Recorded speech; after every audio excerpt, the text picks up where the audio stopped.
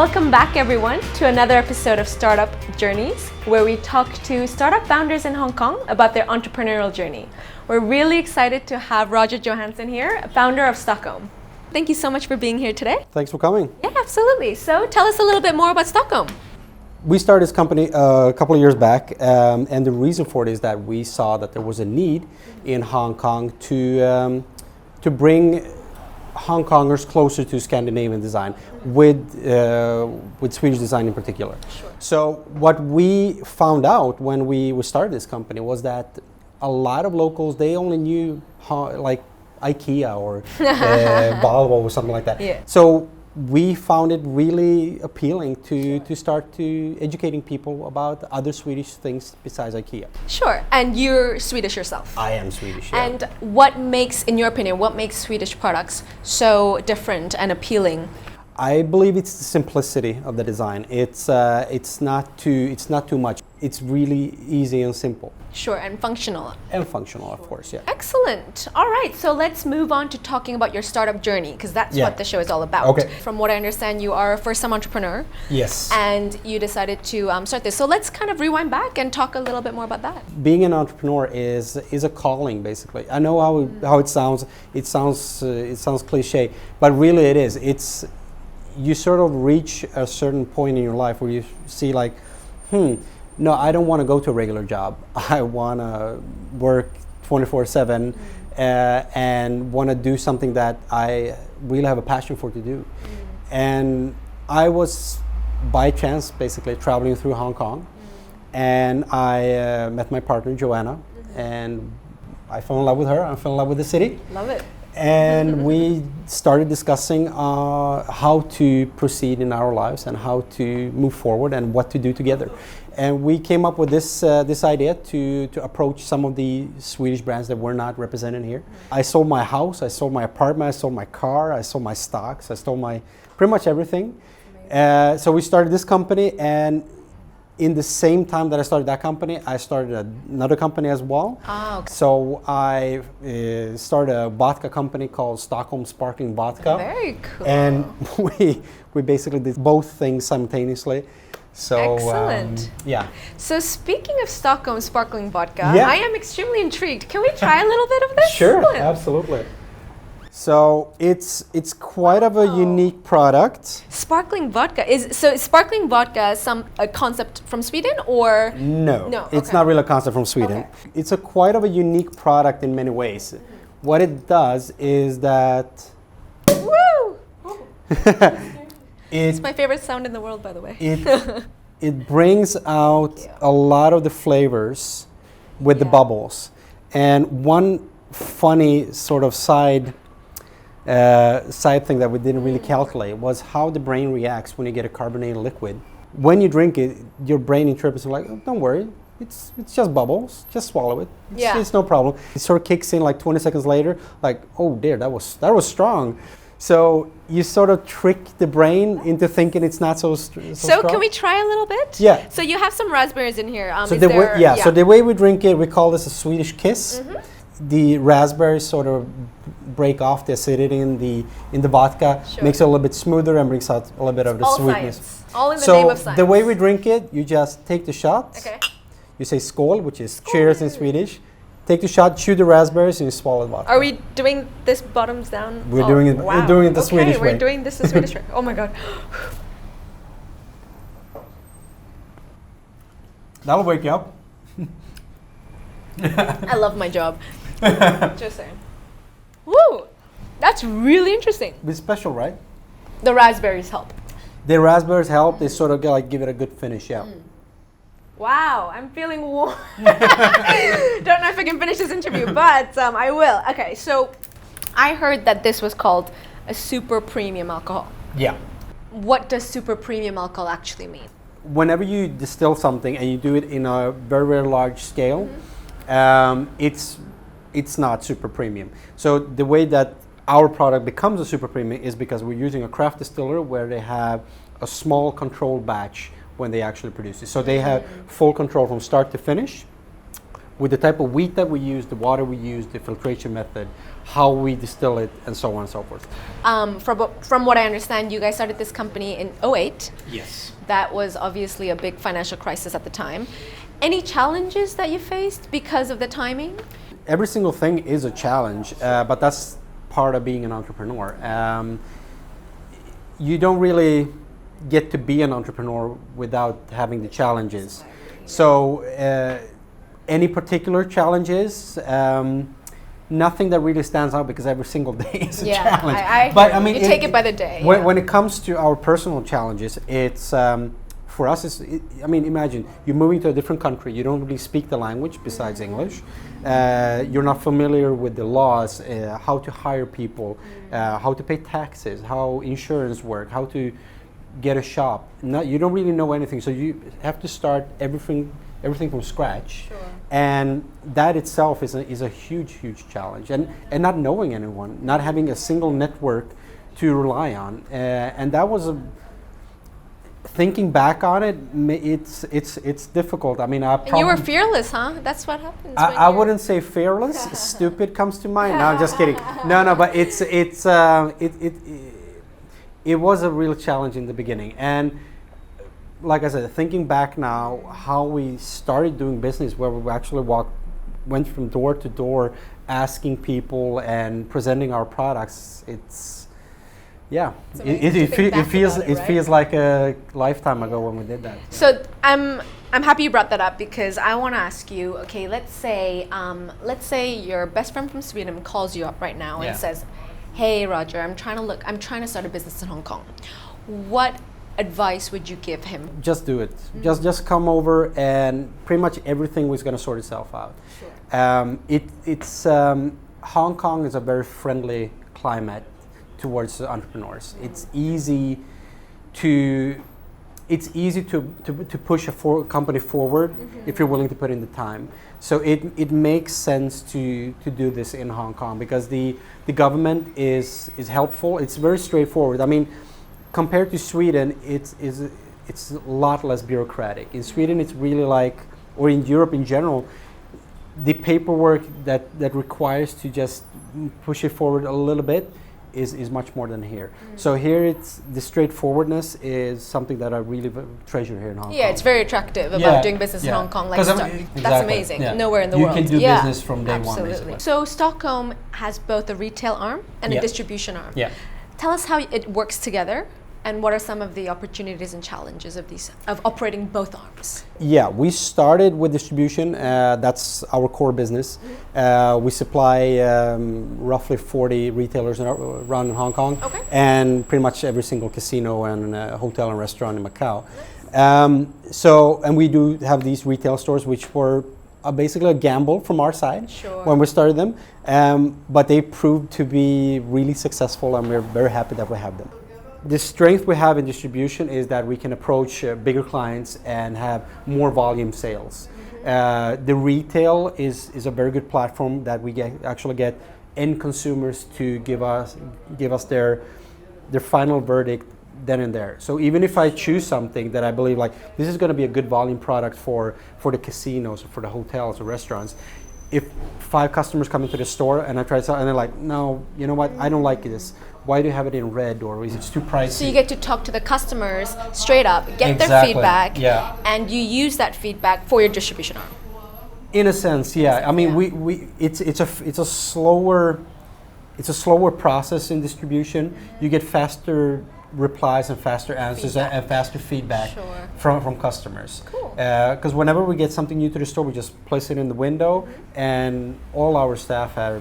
They're fantastic, my staff. I'm very fortunate with good staff. I have met your staff. So whenever customers come in, we present the new items, and based on that feedback, we move forward, or we just call it quits. So you guys do both fashion and lifestyle brands, and also items for the home.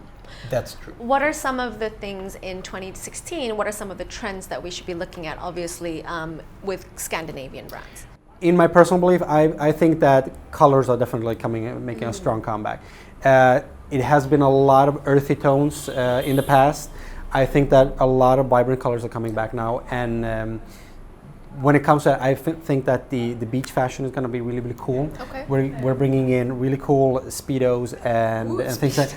It's I know how it sounds, but it's going to look really cool. I promise. Yeah. So a lot of colors are coming back. I definitely think in colors of green, yellow, orange, things like that is going to be really cool. And also something that we see a really strong growth in is the home line in copper and in brass. Very cool. So are we going to see you in orange Speedos this summer? It's likely. Could happen, yeah. Very cool. So describe your entrepreneurial life in one word. Worth it. That's 2 words. Worth? Okay. Okay. In one word, challenging. Challenging. Yeah, Okay. let's put it that way. Okay. It's been challenging. I don't want to compare myself to a mother, of course, but it's challenging like you have kids. It's challenging like you're doing a sport or something like. It's something that it's hard from day one, but looking back at it, it's like, yeah, okay, I survived it. Totally and worth it. I came this far, and yeah.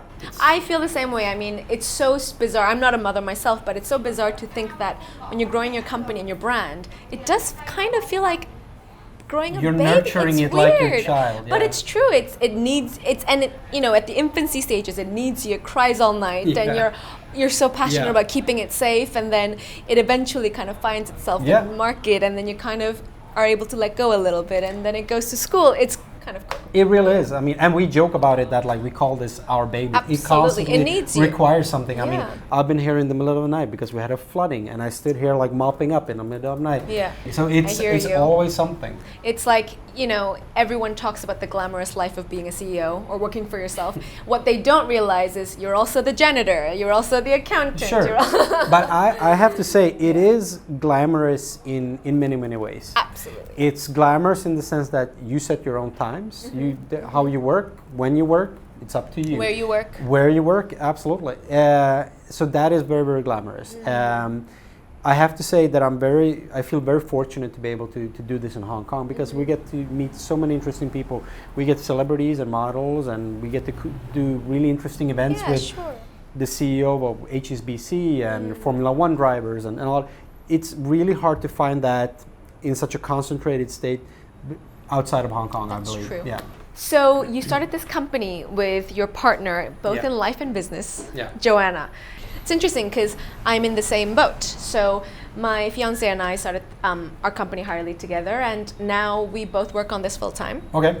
Which means basically working together, living together, everything together. What are some of the awesome parts about working with Joanna, and what are some of the challenging parts?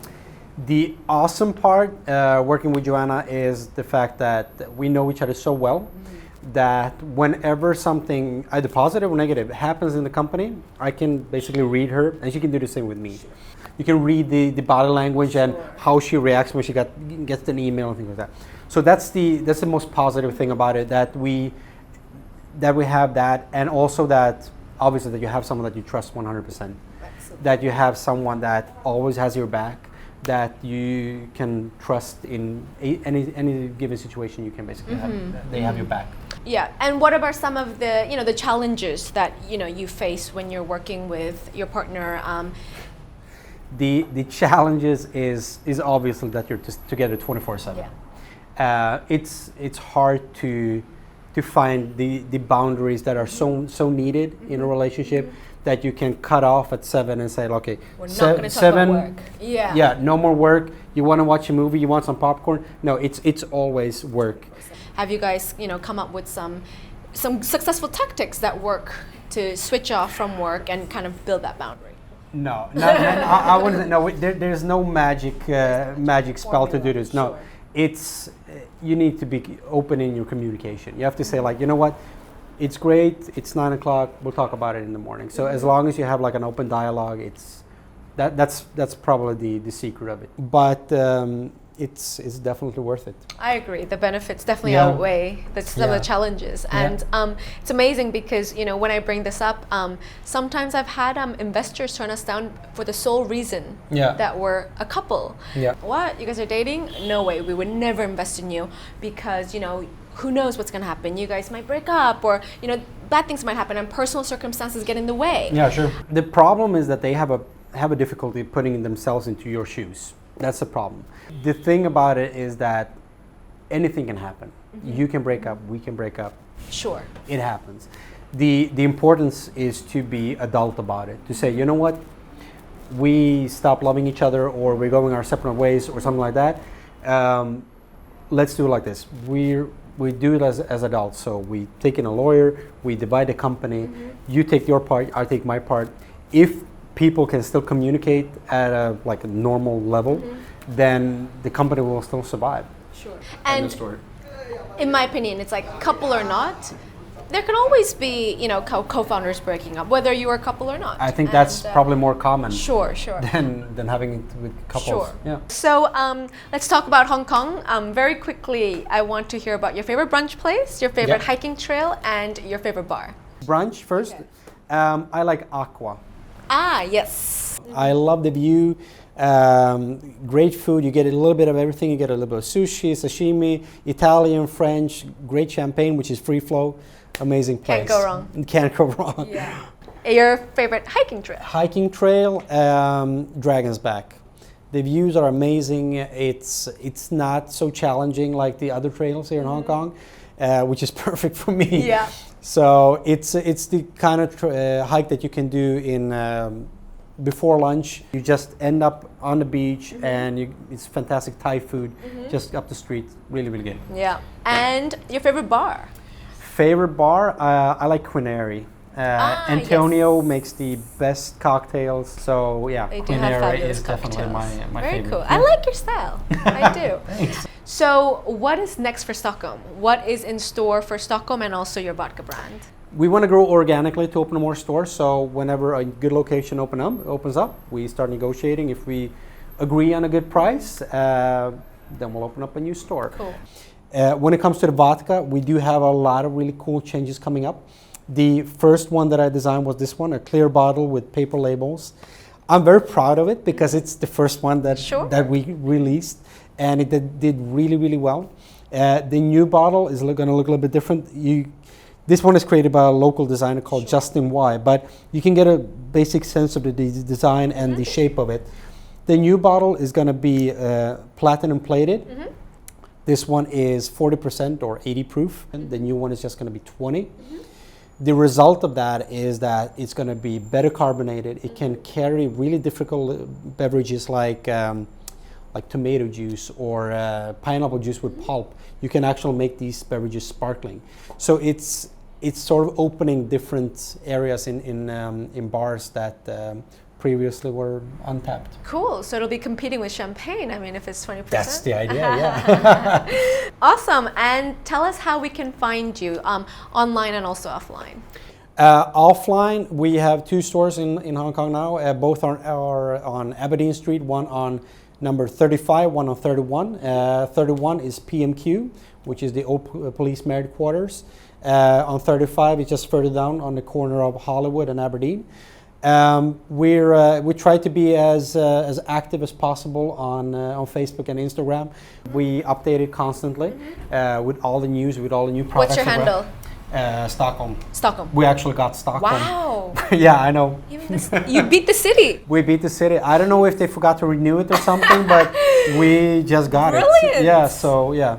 So I'm expecting a angry letter from the king or something. Oh, good. Yeah. Watch out. Yeah. No, I'd welcome it. It's fine. Well, you can give him a shot of Stockholm vodka. I will most likely do that. Don't worry. Excellent. Well, thank you so much for being here with us. Thank you so much. It was so much fun learning about Stockholm. And best of luck. Thank you so much. Excellent.